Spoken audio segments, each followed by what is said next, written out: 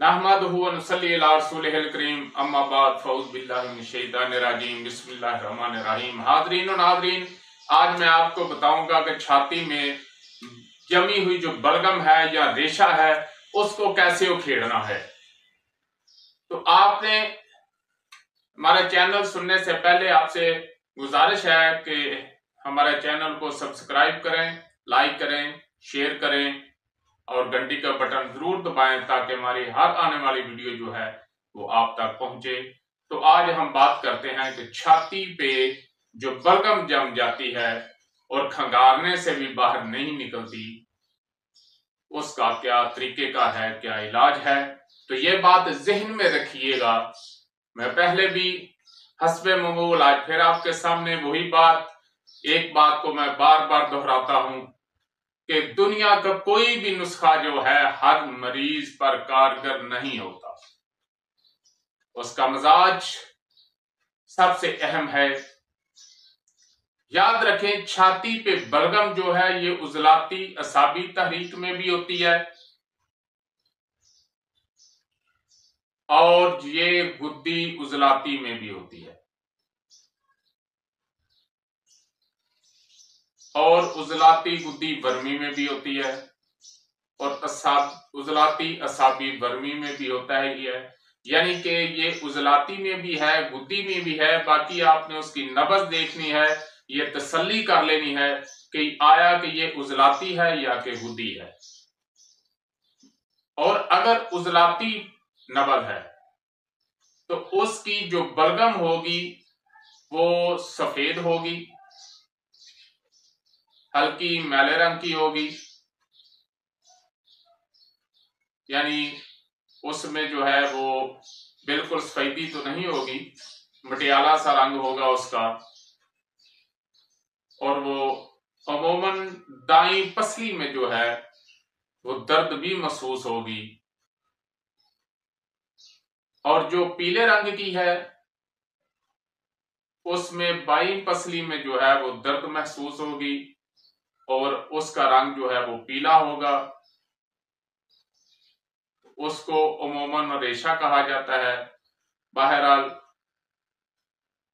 उजलाती हो या गुद्दी हो, उसके लिए मैं आपके सामने दो नुस्खे जो है वो रख रहा हूं। और इंशाअल्लाह अजीज, आप दवाइयां खा खा कर थक गए हैं।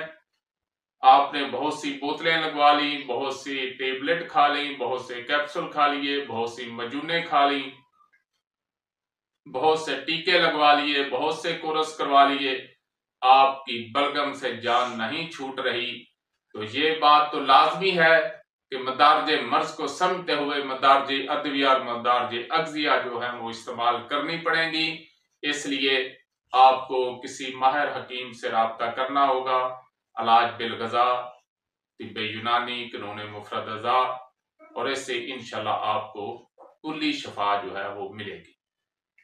तो अब आते हैं, अगर उजलाती नब्ज से छाती में बलगम जो है वो जमी हुई है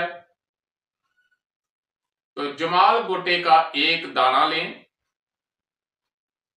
और उसमें 1 चम्मच नमक डाल लें और उसको खूब जो है वो ग्राइंड कर लें, उसको पीस लें, अच्छी तरह यकजान कर लें। और एक छोटी चुटकी जो है,